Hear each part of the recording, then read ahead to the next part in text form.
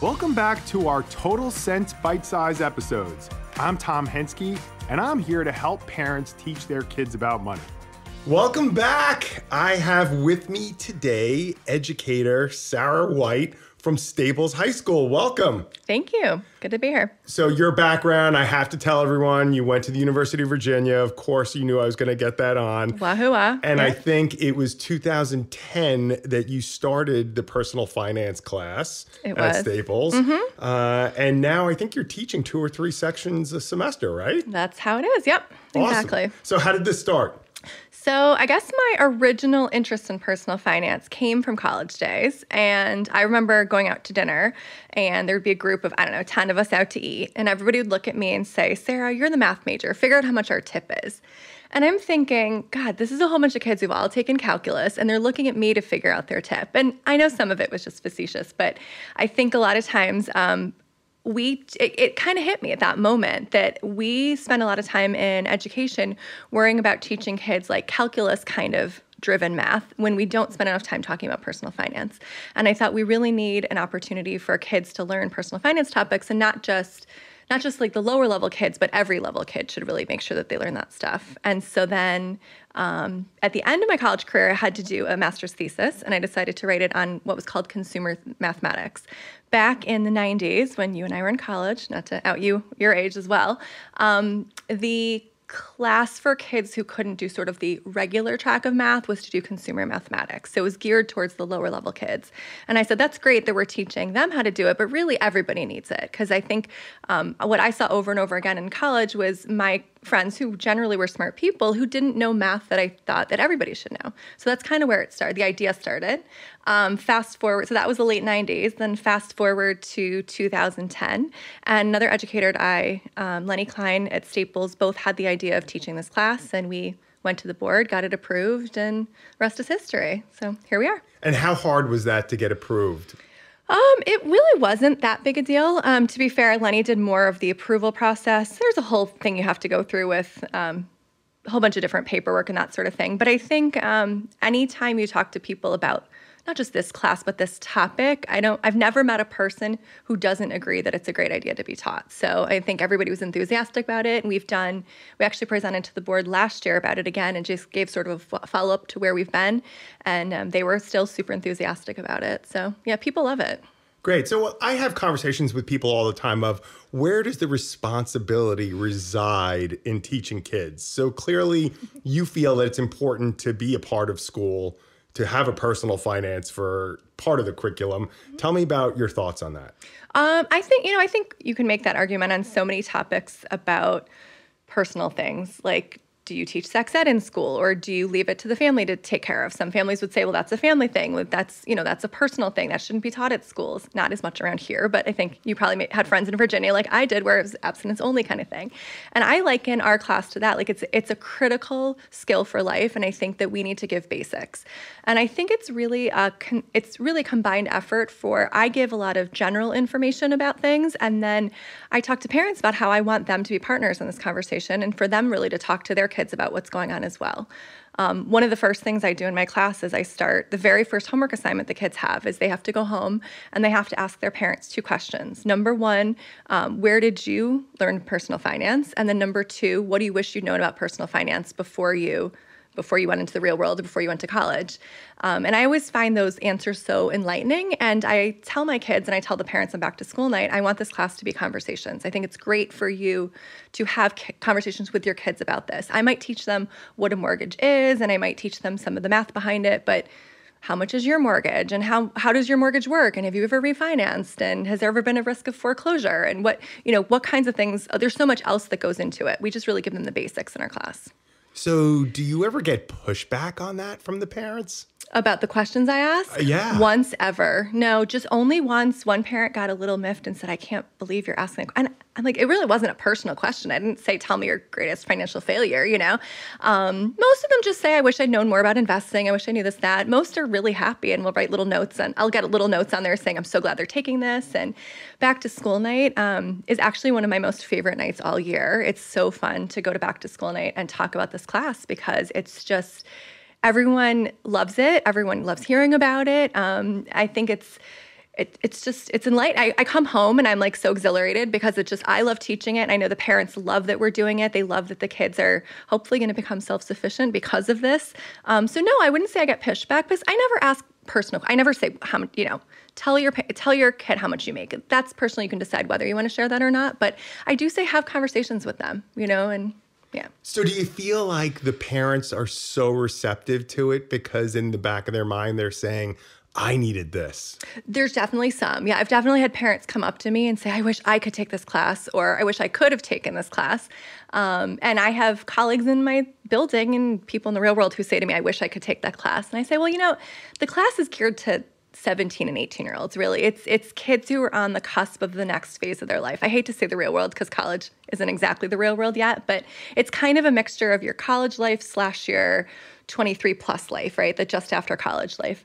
But yeah, no, people definitely wish they could take it. I never really took a class in this. I'm not really sure how I figured it out. I just like this stuff. And so I think I'm sort of self-taught in terms of what I know. And I can't get enough learning out of it too. So do you wind up being the de facto go-to for other teachers when they have a financial question? Do they venture by your room and say, oh, I'm so glad I saw you. I just have this quick question. I would say that's probably Lenny Klein gets more of that than I do. But I think that there's definitely some of it. There's definitely discussions about it. But again, I think that the knowledge that we don't give high-level investing advice. We learned a long time ago that the kids know very little. They have a card in their wallet. They use it to make purchases. They don't know if it's credit or debit. They don't know the difference between them. They don't understand how it works. So it's really basic. Like if you ask a 30-year-old, if you tell a 30-year-old what I go over in that class, they'd say, oh, well, I figured that all out eventually. But the 17 and 18-year-olds really just don't know a whole lot. So I think most adults don't really need the class because they're beyond that, because they've had to figure it out, because it's sink or swim in life, right? You got to figure it out at some point. Okay, and so when I'm out there speaking, I get this one every once in a while, which is, shouldn't the schools take care of that? Why isn't it mandatory to take in school? And the reality is, I think that there are only 10 states that make it mandatory to have a standalone personal finance class as a graduation requirement. Help me understand, why is that? Why is it so few states have it? Why? Why isn't it not every state? Well, it's funny because we talked about it. We have talked about it in Westport a couple different times, and I've only ever taught in Westport, and I grew up in suburban Chicago in a kind of similar district. And I think Illinois, it's either one of the states that does have the requirement, or at least it has a class that has to have a piece of it. So I got a little bit of this growing up, I guess, but not quite as much as what I do with my students. I think the pushback that I got when I asked about it, and this was a couple principles ago, was, people think we should have an ethics class. We should have this. We should have that. And I think that school districts are very hesitant to mandate anything because then it takes away freedom. And I think we have to balance kids having freedom to choose what they want versus what they have to take. Despite it not being mandatory, we're lucky. We have about 2/3 of our kids that go through the class as an elective, a one-semester elective, which is great. Do I wish it were mandatory? Yeah, I think it would be great if every kid had to take it. I think it's knowledge that everybody should get. And as far as kids learning it at home, again, I think it's good to learn it in more than one place. There's nothing wrong with that. We can give certain basics at school, but I always say the values about money are learned in the home, or at least start in the home. And so I can tell you what a mortgage is all about, but how people feel about renting versus buying and things like that, those are conversations that happen at home. So I like to be sort of the lead-in for that. And as I tell the parents and the kids, it's a safe topic. It's not like, where are you on Saturday night? Have you done your college applications? And it's like, hey, let's talk about allowance, and let's talk about what's going to happen when you go to college with the money and this and that. So it's a safer topic, and it's not as contentious between the two anyway, two parties. Okay, so I'm going to ask you to look into the future right now. Do you think that we ever get to a place where it is a mandatory class, not just here in Westport, but nationwide? I think that there is a definite push for that. One of my favorite personal finance resources is NGPF, which is Next Generation Personal Finance. And they are on a mission to really get it into every state and make it mandatory. Having said that, education is bureaucracy, it's governmental, it's every school board has the right to do their own thing. Every state has the right to do their own thing. The country doesn't really have mandates, so you have to go through 50 states to make it happen. So that's hard. And we just went through and changed our requirements in Connecticut a few years ago. So I don't see it changing anytime in the near future, although I think it would be great if it did. I do. I think everybody should take this kind of class. Okay, so your class, is it mostly taken by seniors, juniors? What's the age demographic that's mostly coming through your class? It's probably 90+% is seniors. I have a couple of juniors in every class, and I always just tell them, just ignore me when I talk about next year when you're out of here, because I treat this like a senior class, because it's great to have kids that are older because they have some life experience under their belt.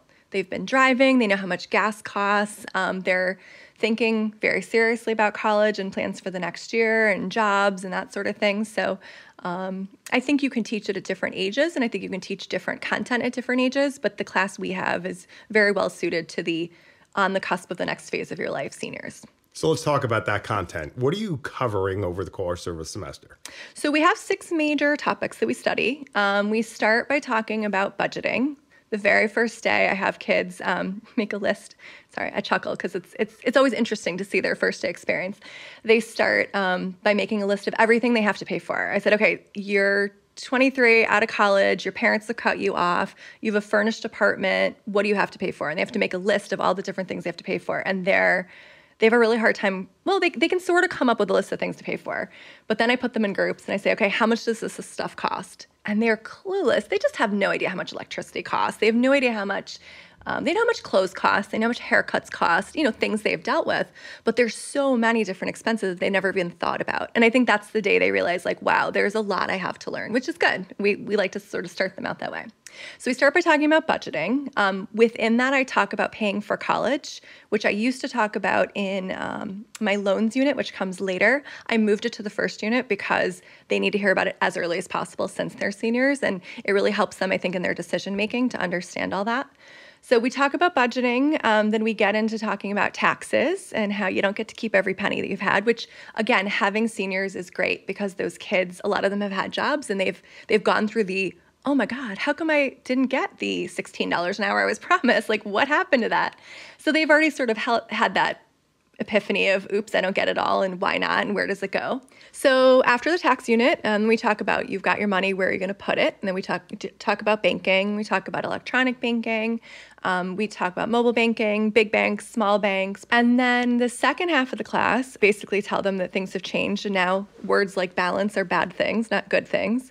And interest is a bad word instead of a good word like it was during the third unit. So we talk about borrowing money. We talk about borrowing money to buy cars, to buy houses, just loans in general.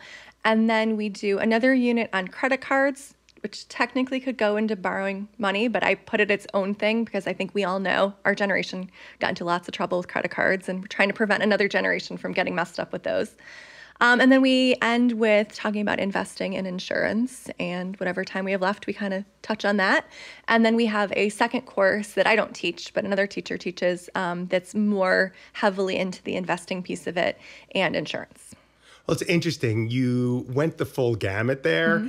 And there's one school educator that I interviewed and talked to about what they offer, and they go right to the investing. Yet it's interesting to hear you almost put investing as an oh, by the way, at the very end, as opposed to the forefront.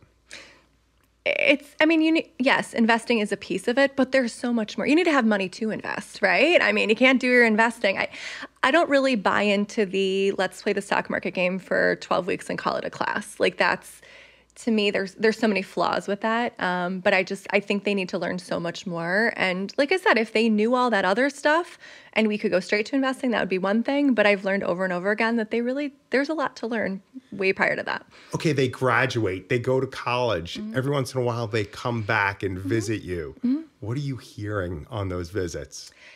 I hear like they just feel empowered, I think is the best word. And that's my number one goal for them, is to have them empowered to make good decisions, to ask good questions. You don't need to know everything, but you need to know enough that you can ask questions, that you can look for information. I think one of my favorite stories was a kid that came up to me he was a senior, and he just came up to me, I don't know, midway through the quarter, and he said, "Oh, hey, I opened a bank account this weekend." I said, "Oh, that's great. You and your mom went and opened a bank account?" He said, "No, I just went by myself and I did it. I'm 18, so I can."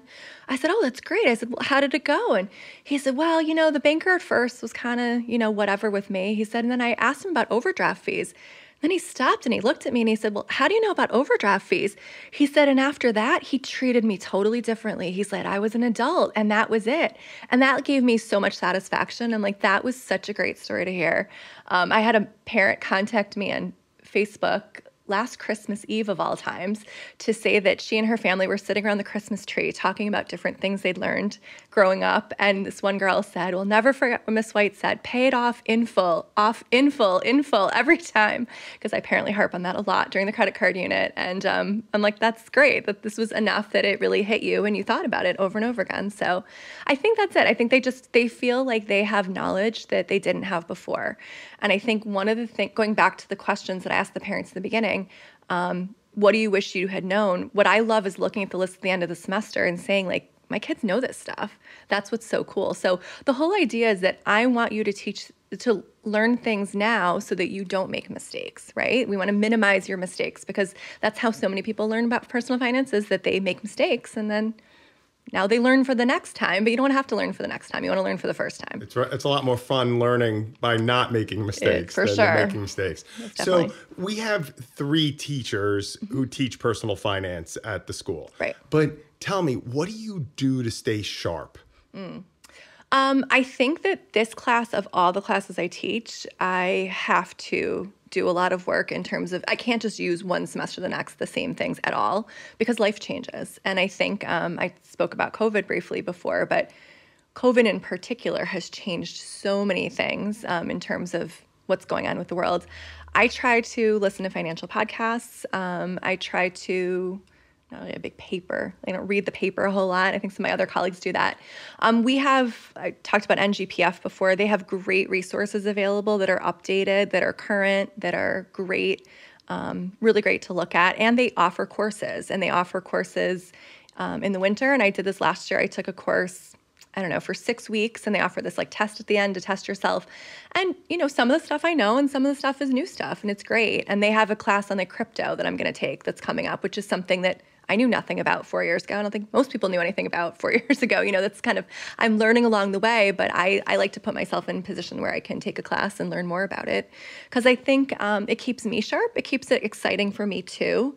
I think you can be a teacher and use the same thing from year to year, but that doesn't do it justice.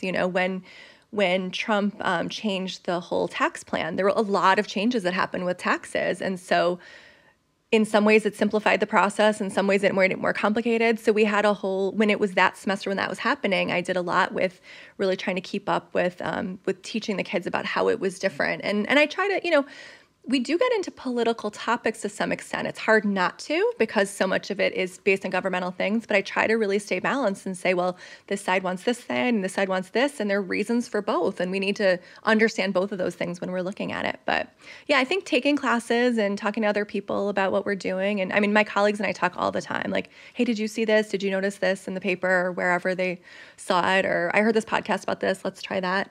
And one thing I do is I put it on the kids. I have them do a project every unit. 3 or 4 kids have to do a presentation on one of the topics we're doing. So we call it In the News, and they have to find an article that's like within the last year, and they have to present about whatever it is that's in the news that connects to car loans or that connects to taxes or whatever. And it's great. I mean, I learned from that too. And so, I think especially like in the throes of COVID, there were so many interesting articles that came out about how COVID was impacting X, Y, and Z, all these different things. Every single topic I talked about, we had impact from that. So yeah, so they helped me stay up also. Okay, so the parents around the country who listen to this, they've already bought into, if it's an elective, it's really not an elective in our family. You're going to take that class, right? So how can parents help supplement the work that you're doing? Well, I think that, and I'm a parent of a high schooler and a middle schooler, and I think a lot of times at home, it's like, how was your day? Fine. What'd you learn? Stuff, I think by keeping up with what they're doing and saying, hey, I know you're in the taxes unit right now. Like, tell me some of the stuff you're learning about. And again, I think it's a safer topic than, what were you doing at that party on Saturday night? So it's by keeping up with what their kids are learning in the classes, I think they can sort of refer to those topics and say, what are you learning about? And do you have questions for us about it? And I think for kids, when kids aren't in a class or maybe aren't taking a class at all, I think bringing up topics just everywhere. It's like there's teachable moments all the time with money, right? I think it starts young. This isn't just about high school. I remember when my kids were young and I say, well, we can't afford something, or I'm not going to buy that. And my daughter said, well, are we poor? I said, no, we're not poor. Just because we can't buy something or I'm choosing not to buy it, it doesn't make us poor. There's like rich and poor and a lot of in the middle, right? And I think just having conversations about everything. I think when you go shopping and, well, okay, we could go shopping today and you can buy $200 worth of stuff, or we can go shopping on Black Friday when there are lots of sales and that $200 is going to go a lot further. I think giving kids budgets, I'm a big, big believer in giving kids budgets. I give kids budgets for, well, my son doesn't really care what he wears, so he's easy. But for my 15-year-old daughter, it's a little different. So she has a budget for clothing. We have a fall budget. We have a spring budget. And I said, anything you want to buy beyond that is on you. So here's how much money you have. You decide. I'll take you to outlet stores. We can shop online. We can shop in person. We can do whatever you want. But this is how much you're getting from me. And I think she actually really enjoys it. I think she likes the challenge of having to stick with that. So trying to ingrain those things in them at a young age. Money doesn't grow on trees. And money is about choices. That's another big lesson that I teach them, my kids early on. We talk about the latte factor, which is, for those of you who don't know, is basically the whole idea of if you spend $5 on a latte every day, that $5 may not seem like a big deal, but $5 times 5 days a week times 52 weeks a year adds up to a lot of money. And I always say, well, should this person be spending all that money? They all say, no. I say, I don't know. It's up to them. It's their right to decide what they want to spend their money on. It's about choices. It really is. So I think helping them learn at a young age that it's about choices and you have to make decisions. And I know that, you get to a point where my daughter now, she roughs soccer games and she gets $40 for roughing a game. And so she'll say, well, I don't know if I really want to spend that money, but I guess, for 2 games, it's worth it. For 2 games, it's worth the $80 to spend on the pair of shoes or the whatever, so she's starting to look at it that way. And I think it's just money is all around us. I think talking to them about grocery bills being more expensive right now because of inflation, I think that's a reality. Talking about electricity going up right now. I think talking about with a 15-year-old and almost 16-year-old about, are you going to get a car? Are you not going to get a car? How much cars cost right now? How much car insurance costs right now? I think just having those conversations, I think money is all around us. For good or for bad, it's what makes the world go round. And I think that just having the conversations with your kids about everything, and as much as you're willing to share. We're extremely open. I grew up in a house where I had no idea how much my parents earned. It was none of my business. I was told that. And that's fine. That was their value system. I'm pretty sure we snuck in look and figured it out. At one point, my brother and I found the tax returns and figured it out. You snooper. Yeah, we did. We did. Never do that again now. But your kids don't do that. No, well, no, I tell them. They know how much we are. They know how much I earn. They know how much I earn for tutoring. They know how much my husband earns when he's a chef, when he does parties. They know, we're just very open about it. And I don't know if that's the perfect way, but it's just, I'm going the opposite of what my parents did for that piece of it. Having said that, I remember sitting next to my mom, filling out checks and, watching her pay bills. It wasn't like money was a secret in our house. But I think you have to be, you have to think about what you're comfortable sharing. And I think that there's certain information they have access to. They know how much your house is worth. They can look it up on Zillow. And they probably have, and they probably know how much the neighbors are house worth too. There's information that's out there. And so then you just have to decide how much you're willing to share of all the different pieces. But I think you can, and you and I have had this conversation before, there are ways to share about your financial situation without saying, this is how much I earn, right? So things like, hey, when we pay the electricity, it costs this amount. When we pay for food, it costs this amount. Just making them aware, because they really have no idea. And it doesn't matter where they grow up. It's kids being oblivious kids. It's not being in an affluent suburb or being in a not affluent situation. They just don't know.